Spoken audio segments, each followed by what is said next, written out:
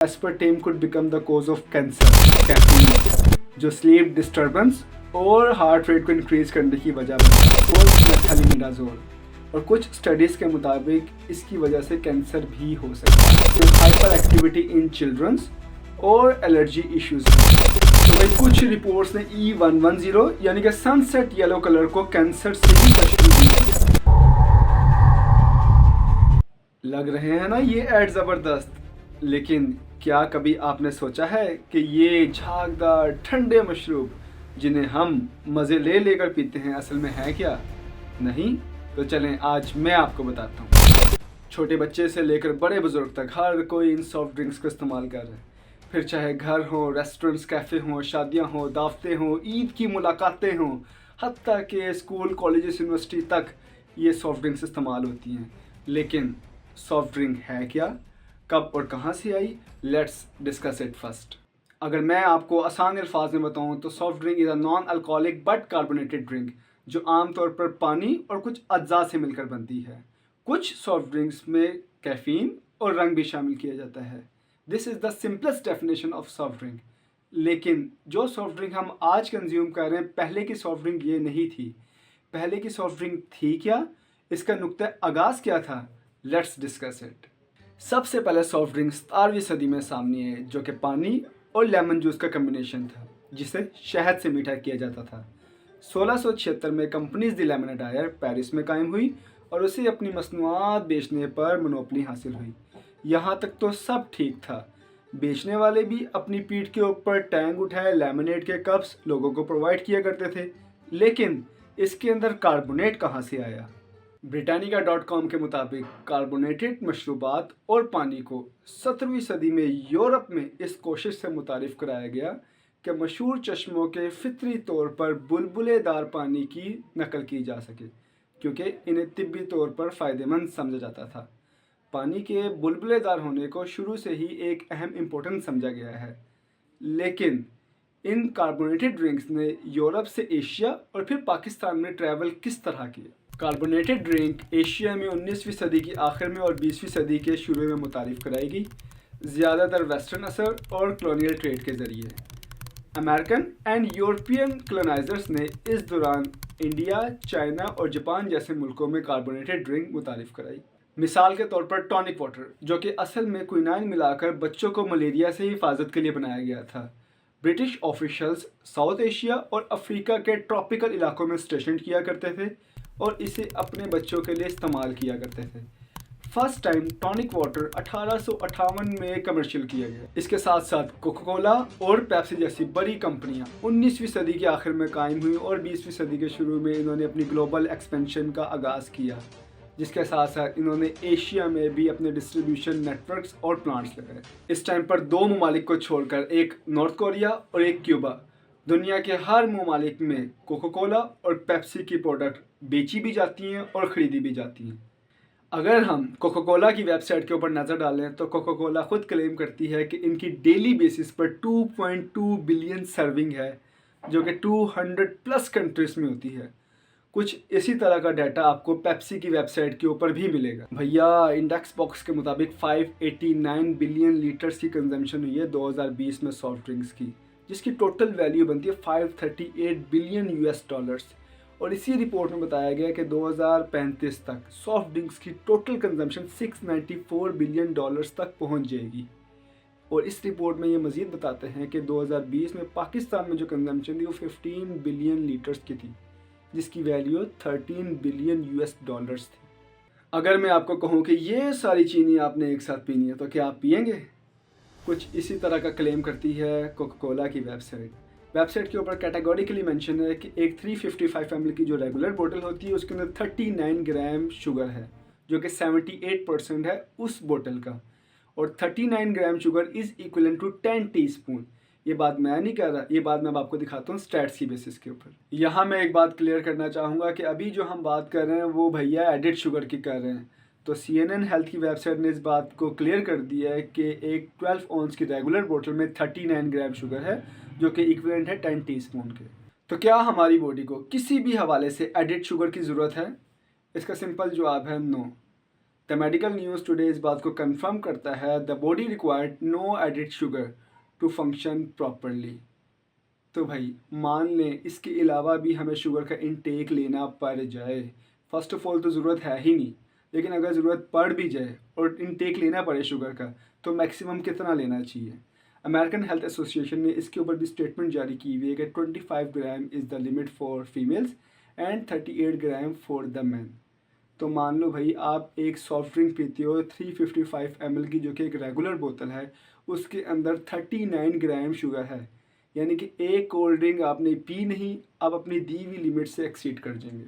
WHO की report के मुताबिक कॉन्टीन्यूसली सॉफ्ट ड्रिंक पीने से डायबिटीज़ के अलावा जो प्रॉब्लम हो सकते हैं उसके अंदर वेट गेन, ओबेसिटी यानी मोटापा, cavity, heart disease, bone weaknesses, fatty liver, हत्ता के कैंसर तक हो सकता है।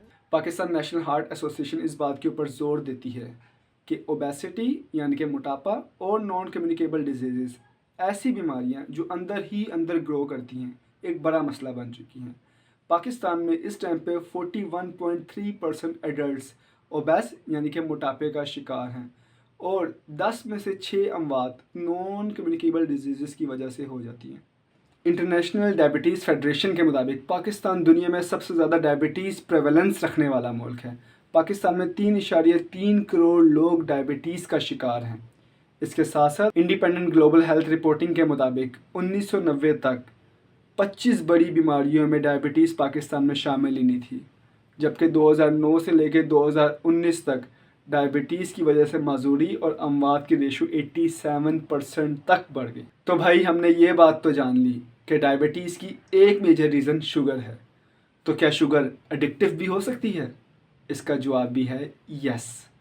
कैसे, बताता हूँ आप। ओहियो स्टेट यूनिवर्सिटी में neuro science under graduate program के डायरेक्टर ग्रे वेंक, जो कि योर ब्रेन ऑन फूड के राइटर भी हैं, वो अपनी किताब में मेंशन करते हैं कि ये तमाम सॉफ्ट ड्रिंक्स इस तरीके से बनाई जाती हैं कि इसमें मीठा, कैफ़ीन और कार्बोनेट को एक मुनासिब मिक्सचर में डाला जाता है ताकि आप इनको बार बार पीने पर मजबूर हो जाएं। तो भाई अगर एक शुगर एडिक्टिव एक पर्टिकुलर डे में शुगर का इनटेक थ्रू सॉफ्ट ड्रिंक नहीं लेता, तो वो उनके अगेंस्ट कैंडी, आइसक्रीम, चॉकलेट और अदर फ्रोज़न डेजर्ट की तरफ जा सकता है, जो कि उतनी ही नुकसानदेह है जितनी कि एक सॉफ्ट ड्रिंक। तो भाई अगर हम दोबारा से कोका कोला की वेबसाइट के ऊपर जाएं और उसके इंग्रेडिएंट्स के ऊपर नज़र डालें, अभी तक हमने एक इंग्रेडिएंट तो देख लिया जो कि है शुगर, और उसके पाकिस्तान पे क्या नुकसानात हो रहे हैं वो भी हमने देख लिए। तो इसके अलावा भी तो इंग्रेडिएंट्स हैं, जिसमें से पहला इंग्रेडिएंट है कार्बोनेट। कार्बोनेट्स बेसिकली पानी में बबल बनाने का काम करते हैं। जब कभी भी आपने सॉफ्ट ड्रिंक ली होगी, उसको शेक किया होगा या उसको गिलास में कन्वर्ट किया होगा, तो जो सॉफ्ट ड्रिंक ऊपर आती है that is because of carbonates. Carbonated water के बारे में ये बात मशहूर है कि उससे बोन वीकनेस और टूथ कैविटी हो सकती है, लेकिन healthline.com इस बात को डिसऑन करती है कि टूथ कैविटी और बोन वीकनेस का कार्बोनेटेड वाटर से कोई ताल्लुक नहीं है। लेकिन ये बात मैं आपको क्यों बता रहा हूँ कि जो कार्बोनेटेड वाटर सॉफ्ट ड्रिंक्स में शामिल होता है उसका healthline.com के मुताबिक कोई भी नुकसान नहीं है। बिकॉज इंट्रोडक्टरी वीडियो में, जिसका लिंक ऊपर विजिबल है, मैंने कैटेगोरिकली कहा था कि जो भी इन्फॉर्मेशन इस चैनल पर आपको प्रोवाइड की जाएगी वो फैक्ट्स के ऊपर बेस करेगी। कोई भी ऐसी इन्फॉर्मेशन जो आपको मिसलीड करे या एग्जैजरेटेड हो वो आप तक नहीं पहुंचाई जाएगी। So let's come to the topic. जो सेकंड इंग्रेडिएंट कोका कोला की वेबसाइट के ऊपर मेंशन है वो है कैन शुगर। कैन शुगर, गन्ने का रस, नेचुरल शुगर, नो नुकसान। तो भाई अगला इंग्रेडिएंट है कैरमल कलर। ये सुनने में जितना ही अच्छा लगता है उतना ही ख़तरनाक है, क्योंकि इसमें पाया जाता है 4-MEI यानी कि 4-मेथिलिमिडाज़ोल, और कुछ स्टडीज़ के मुताबिक इसकी वजह से कैंसर भी हो सकता है।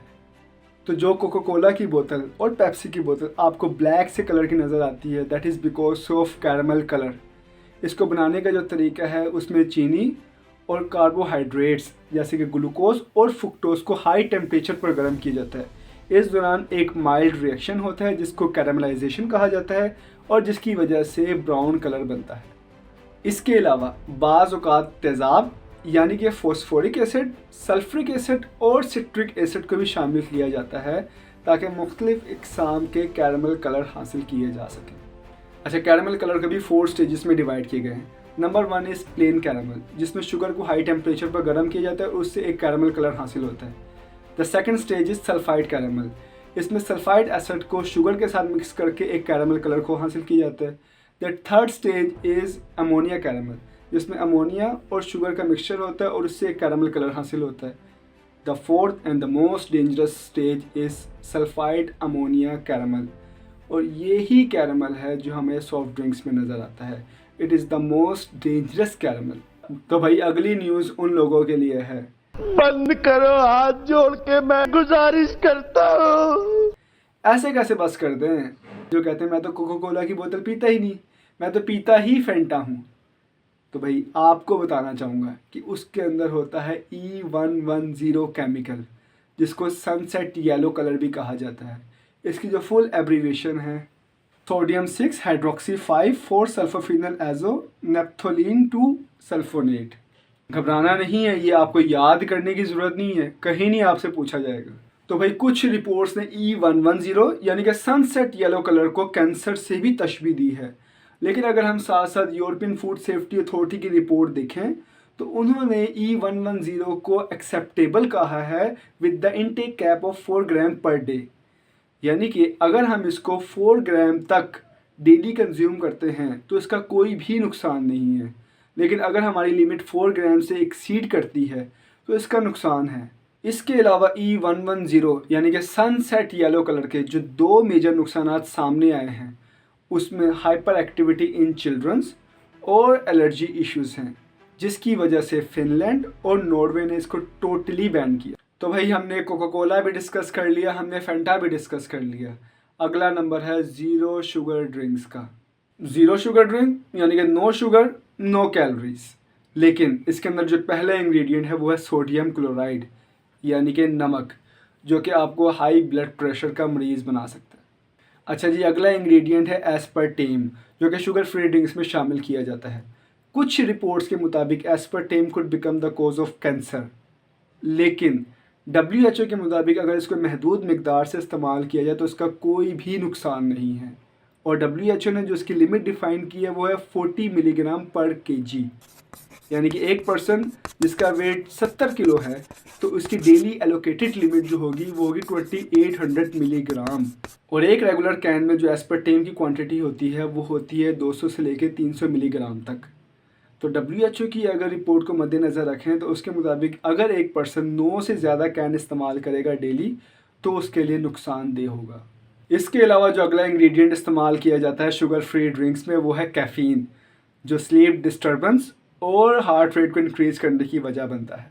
तो भाई अगर मैं इस टॉपिक को कंक्लूड करूं, आज के बाद अगर कोई आपका यार दोस्त रिश्तेदार कहे कि बोतल पिला दो तो उसको आपने बताना है कि भाई एक रेगुलर बोतल में 39 ग्राम शुगर है, जो कि 78% है उस रेगुलर बोतल का, जो कि 10 टीस्पून के इक्वलेंट है। इसके अंदर 4 मेथिलामाइजोल है, जो कि अमोनिया सल्फाइड कैरामल होता है, जिसको हाई टेम्परेचर पर बर्न किया जाता है। ये एसिड्स हैं और ये नुकसानदेह हैं। इसके अलावा आप भी इस बात का इरादा करें कि ना सॉफ्ट ड्रिंक खुद पिएंगे ना किसी को ऑफ़र करेंगे, because this is one of the main reason of type 2 diabetes in Pakistan. इस चीज़ को खुद मैं काफ़ी अरसे से फॉलो कर रहा हूँ। काफ़ी अरसे से मैं सॉफ्ट ड्रिंक्स का टोटली बाइकआउट किया हुआ है। उसकी जगह मैं यूज़ कर रहा हूँ सादा पानी। जी हाँ, सादा पानी।